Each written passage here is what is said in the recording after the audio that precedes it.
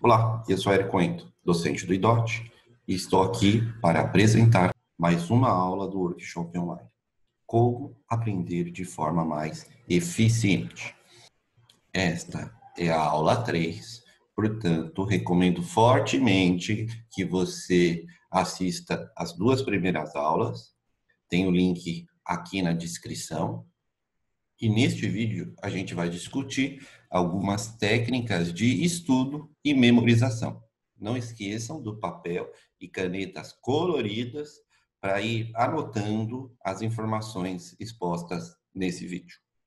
Antes de entrarmos nas técnicas em si, vamos explicar um pouquinho o que são conceitos e o que são fatos. Deste ponto de vista, conceito é tudo aquilo que a gente precisa de um entendimento, compreensão. Após assimilado, eu vou ter muito menos chance de esquecer.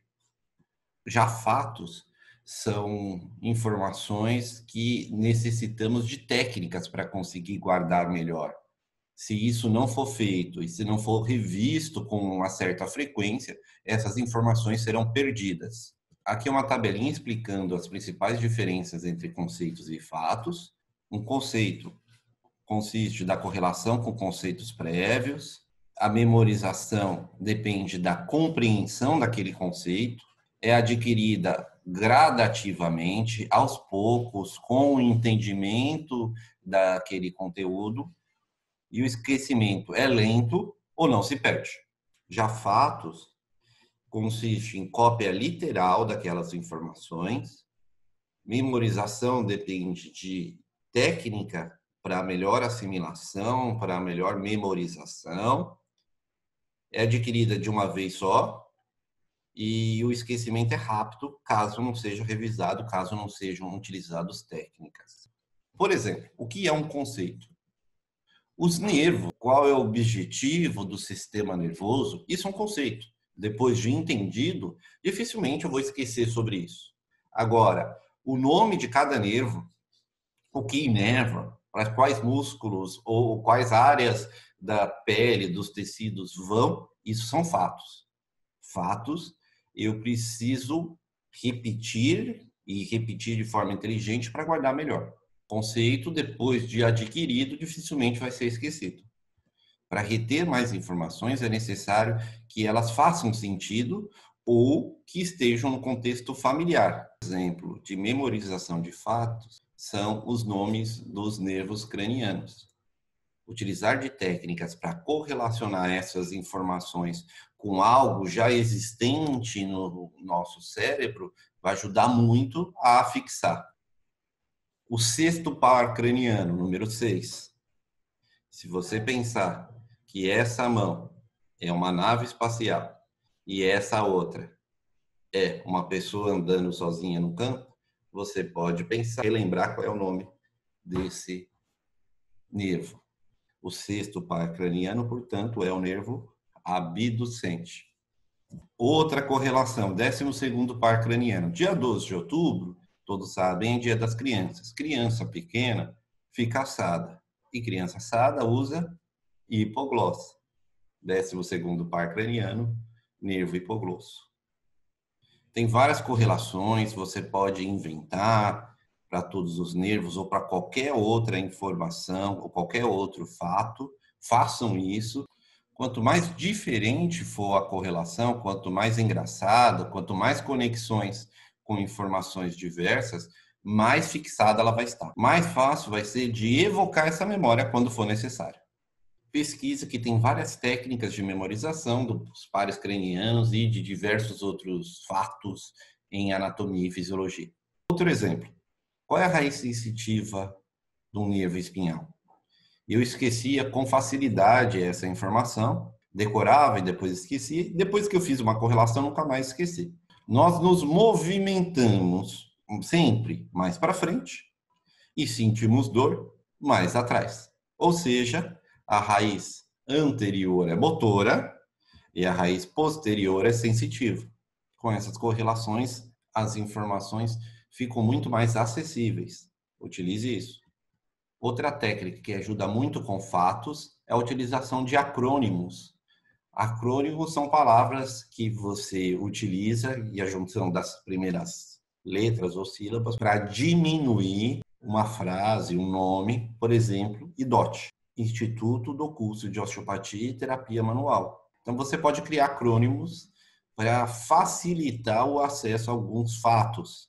Por exemplo, eu, Érico, criei um acrônimo que faz sentido para mim, e isso é importante, tem que fazer sentido com você, com o que você já tem de experiência, com o que você já tem de vivência. Então, eu coloquei as primeiras letras de cada ossinho do carpo e criei uma frase. E sei que essa frase me correlaciona com as primeiras letras. Eu sei palpar o punho, também tenho carteira de habilitação. Não esqueci mais essa frase, me remete rapidamente ao nome dos ossos do carpo. Outro acrônimo que eu aprendi foi um para guardar as divisões, as partes do plexo braquial. O plexo braquial é formado primeiro pelas raízes, depois tronco, depois divisões, depois fascículos, depois nervos, como vocês sabem. E às vezes eu ficava muito tempo sem ter contato com isso, sem ficar desenhando ali o plexo, eu me esquecia. Quando eu tive contato com esse acrônimo, eu não esqueci mais. RATRODIFAN. Ramos, troncos, divisões, fascículos e nervos. Certo? Utilize acrônimos. Entenda a origem das palavras. As palavras na área da saúde, em anatomia, hoje em dia, quase todas têm um porquê. E entender o porquê daquela palavra ajuda muito a fixar aquelas informações, esses fatos. Como exemplo, eu coloco aqui a diferença entre adrenalina e epinefrina. Você sabe qual é a diferença? Vamos às raízes. Adrenalina vem do latim, onde ad quer dizer junto a, e renis, rim. Ad renis. Então, acima do rim, é essa glândulazinha, mas o sufixo ina, esse sufixo aqui, ele é usado para descrever algumas classes de substâncias químicas. Então, essa é a raiz, por exemplo, de palavras como adrenal. Já epinefrina vem de raiz grega. Em grego, epi quer dizer sobre, mais néfron, que quer dizer rim, mais o sufixo ina. Epinefrina, acima dos rins, a substância que é secretada por aquele órgão acima dos rins.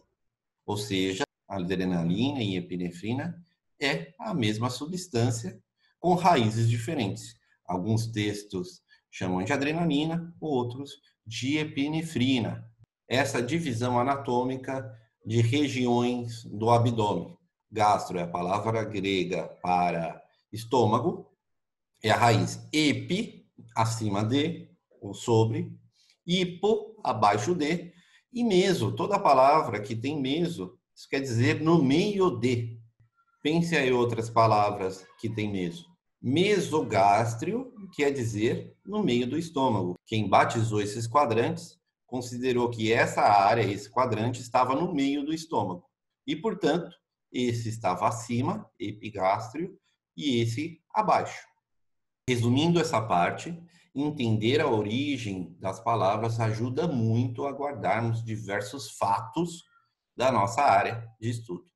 Quando estamos estudando um texto, lendo, temos a tendência a ir lendo de ponto a ponto. Começa no ponto A ali do parágrafo, vai lendo até o ponto B, passa para o próximo, passa para o outro.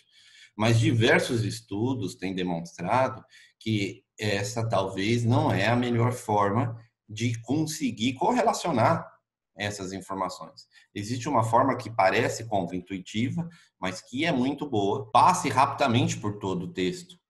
Vá folheando, vai vendo os pontos principais. Você pode também começar pela conclusão do livro. Alguns livros têm revisão do ponto geral daquele assunto, daquele capítulo. Pode começar por ali. Vá vendo destacados, quadros, imagens, casos clínicos, que já vão fazendo correlações das informações expressas em todo aquele capítulo ao invés de ir em bloquinhos. E lembre-se, nossa memorização funciona melhor quando correlaciona áreas diferentes do nosso córtex. E sempre raciocine e anote. Seja ativo no processo. No último vídeo a gente tinha falado do marca-texto. Ele pode ser uma boa ferramenta, mas uma ferramenta melhor ainda. Se for possível, anote no texto. Vá puxando setinhas coloridas, vá destacando informações com anotações suas que te façam acessar rapidamente tópicos quando você for revisar. E outra coisa que pode ajudar muito no entendimento, na compreensão, é começar respondendo as perguntas. Muitos livros têm perguntas no final do capítulo e começar por aí pode ser muito bom. Se forçar a responder, vai te dar uma percepção de como está o seu conhecimento de base sobre aquele assunto e ajudar na hora que você for ler realmente o texto. Repasso mental é imaginação. Quando você está lendo, estudando um texto, se colocar ali dentro, eu tento imaginar frequentemente que eu estou explicando aquele conceito que eu acabei de ler para alguém. Isso ajuda o seu cérebro a ver que tem mais relevância aquela informação pela repetição e por uma ativação diferente daquele conteúdo. Leia algumas coisas, pare e tente raciocinar sobre ou imaginar uma situação hipotética onde você está utilizando aquelas informações. Também é importante usar fontes variadas para estudar. Uma piadinha besta passando no seu vídeo. Fontes variadas sobre o mesmo assunto. Então, pegar autores diferentes, ao invés de ficar só na aula ou só no livro, ir para uma videoaula, pesquisar em outras plataformas, isso ajuda muito, mais uma vez, a correlacionar informações e ficar mais acessível quando for necessário. E dito tudo isso, vou passar algumas dicas para se fazer um resumo. Primeiro, um resumo tem que realmente só conter o que é essencial. Ele serve para reativar algo que você já teve contato. Então, você pode utilizar tópicos, subtópicos, subtópicos, uma coisa vai chamando a outra, mas está organizada. Utilize desenhos, é muito importante, a gente vai falar mais. Cores. As cores podem te facilitar, primeiro, a encontrar informações quando você for rever esse resumo, e segundo, pode criar um link entre uma cor e certa informação. Use palavras-chave, palavras que vão te ligar a um assunto globalmente. Aprenda a extrair palavras-chave de um conteúdo. Use quadros e tabelas para organizar as informações. Fazer um resumo não é só escrever. Você vai ter que ler, ouvir alguma coisa, depois interpretar. E a partir da interpretação, vai gerar o seu resumo, que vai conter somente o essencial. Usar abreviaturas ajuda muito. Produza o seu próprio material de resumo. Quando você está assistindo uma aula, estudando um livro, pegue aquele assunto específico e tente criar o seu próprio material de próprio punho, utilizando tópicos, cores, desenhos, quadro e tabelas. Alguns exemplos. Aqui, algumas informações que eu organizei de uma aula específica, com tópicos, subtópicos, com cores, com destaques, com desenhos que não precisam ser obras-primas, mas me chamam já para o entendimento de tudo isso aqui. Usar quadros e tabelas. Aqui mais um exemplo, utilizando desenhos para ilustrar essas informações. Esse é um exemplo do material da minha esposa, que também estudou osteopatia, se preparando para uma prova prática. Então, ela pegou de um conteúdo específico, quem conhece vai saber, e colocou pontos principais, destacando com imagens. Vejam que as imagens dela não são nenhuma obra de arte, mas cumprem com seu papel de trazer as informações necessárias. O importante é que você que esteja criando o material de resumo, bata o olho naquela imagem e te traga aquelas informações. Só o ato de desenhar já está reforçando aquele posicionamento técnico na sua mente. E você não precisa ser um exímio desenhista, um artista para utilizar desenhos. O objetivo dos desenhos é exprimir uma ação, um local, é sintetizar a informação de uma forma diferente do que um amontoado de letras. Utilização de esquemas para conseguir guardar fatos, divisões, que podem ser feitas um conjunto de tópicos e subtópicos, ou pode ser esquematizado como um desenho, e você pode fazer esquemas também. Aqui eu fiz um esquema do sétimo par craniano, nervo facial, e fui colocando, desenhando as suas funções com legendas, de forma esquemática e visual. Isso tudo poderia estar num texto, mas como eu já compreendi os conceitos, agora para guardar os fatos fica muito mais fácil eu bater o olho e retomar essas informações quando for necessário, quando eu for rever. Uma outra ferramenta fantástica para produzir resumos é o mapa mental. O mapa mental consiste em você pegar uma folha, geralmente você coloca ela nessa posição deitada, com o nome do assunto em destaque no centro, e você vai puxando isso como galhos de árvores para os galinhos cada vez menores. Sempre começar pelo centro, usar cores diferentes, usar letras grandes, usar abreviações e usar desenhos.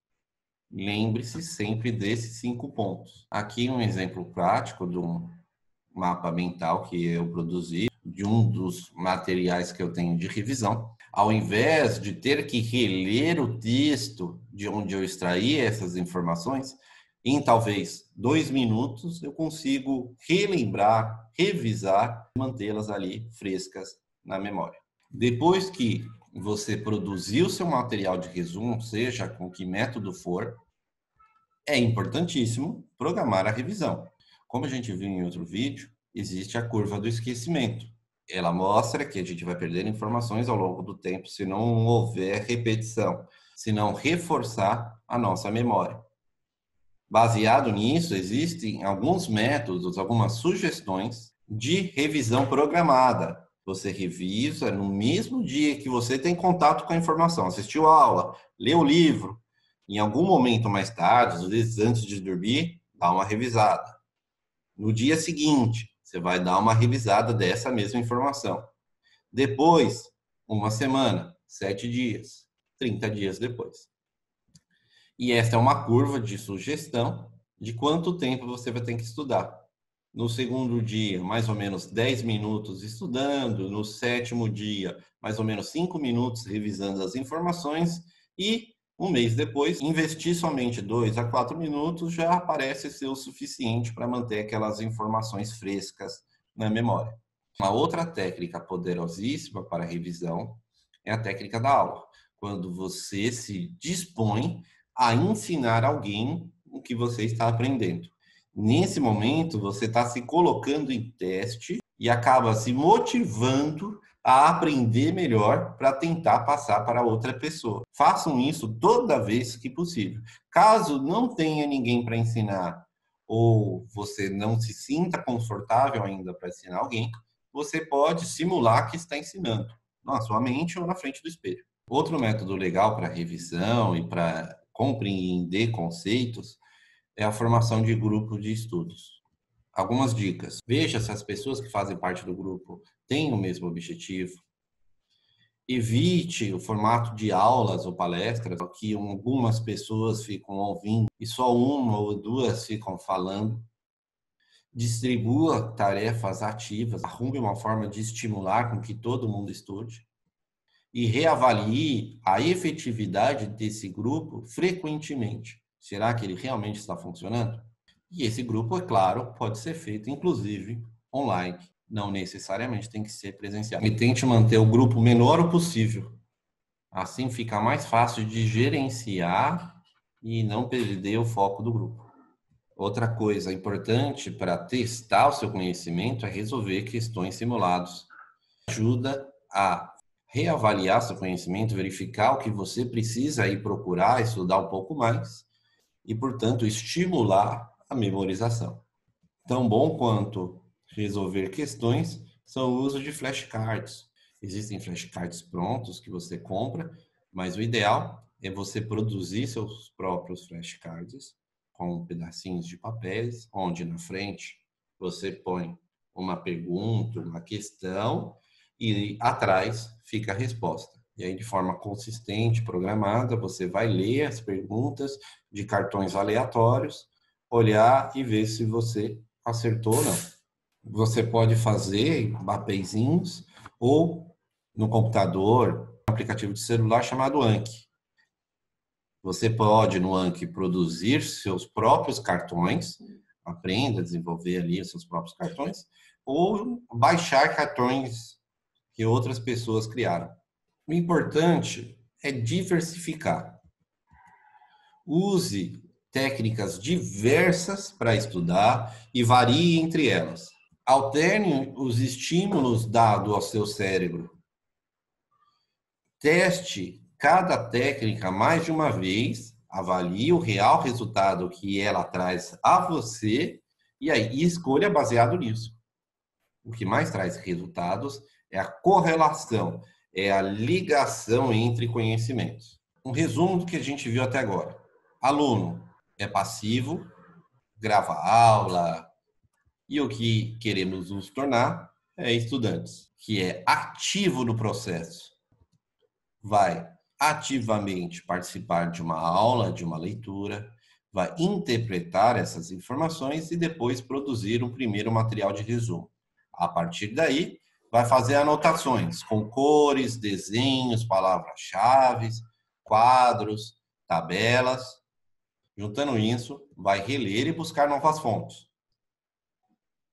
Nessas fontes, vou marcar o texto, fazer anotações, fazer o repasso mental, utilizar a técnica de leitura expressa, procurar a origem das palavras. Aí, eu produzi um novo material de revisão, que pode, se bem feito, ser meu material definitivo para rever de forma consistente aquele assunto. Lembre-se de variar os estudos, de fazer correlações com outros assuntos. Dar aula para alguém ajuda muito e a revisão programada. Não adianta nada criar um bom material se você criou e guardou ele no fundo da gaveta. Precisa revisar de forma consistente. Se testar constantemente com simulados e com flashcards. Deixando um recadinho final do conhecido provérbio chinês: se você quiser derrubar uma árvore na metade do tempo, passe o dobro do tempo amolando o machado. Essa foi a aula número 3. Ainda tem uma última aula. Espero que você já tenha anotado bem essa aula. Você já sabe que todas essas você precisa reestudar, reler, ver quais são os pontos que não ficaram claros, reassistir se for necessário, e aí sim passar para a próxima, para um bom aproveitamento. Aconselho fortemente que façam isso. Na próxima aula a gente vai, baseado em tudo que vimos nas 3 primeiras, ver como criar estratégias e organizar os nossos estudos. Por favor, se você gostou desse conteúdo, curta o vídeo que nos ajuda bastante e aproveite para se inscrever no canal e depois clica no sininho para receber notificações. Conhece algum amigo, estudante ou profissional da área da saúde que se beneficiaria desse conteúdo? Compartilhe com eles. Ajude a disseminar o aprendizado mais efetivo. É isso. Muito obrigado e até a próxima aula.